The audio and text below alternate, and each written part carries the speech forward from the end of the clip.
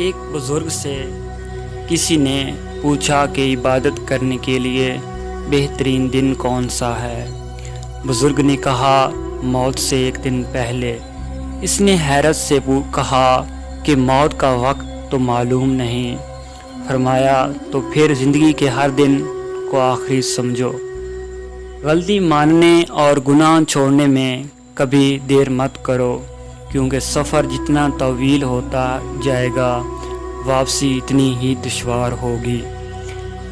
ناکامی یہ نہیں کہ آپ گر جائیں، بلکہ ناکامی یہ ہے کہ آپ دوبارہ اٹھنے سے انکار کر دیں۔ خدا اگر مانگنے پر دیتا ہے تو غرور کرنے پر چھین بھی لیتا ہے۔ برائی کو اختیار کرنا بہت آسان ہے، جبکہ اس کو چھوڑنے کے لیے مضبوط ارادوں کی ضرورت پڑتی ہے۔ بہترین مبلغ وہ ہے جس کے پاس الفاظ کی بجائے کردار ہو۔ کچھ دوست نہیں زندگی کا سکون ہوتے ہیں۔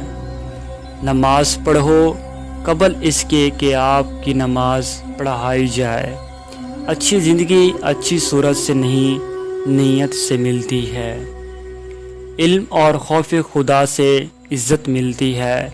بہترین خیرات تعلیم ہے۔ عمدہ تعلیم سب سے اچھا جہیز ہے۔ کسی شخص کا تعلیم یافتہ ہونا اس کی بہترین مالیت ہے۔ میٹھے بول غصے کو رفع کرتے ہیں۔ عقل مند وہ ہے جو دوسروں کی نصیحتیں سنتا ہے۔ بے وقوف کے ہاتھوں پیغام بھجوانا اپنے پاؤں پر کلہاڑی مارنے کے مترادف ہے۔ حسد بدن کو گلا دیتا ہے، جبکہ قناعت بدن کو تازگی بخشتی ہے۔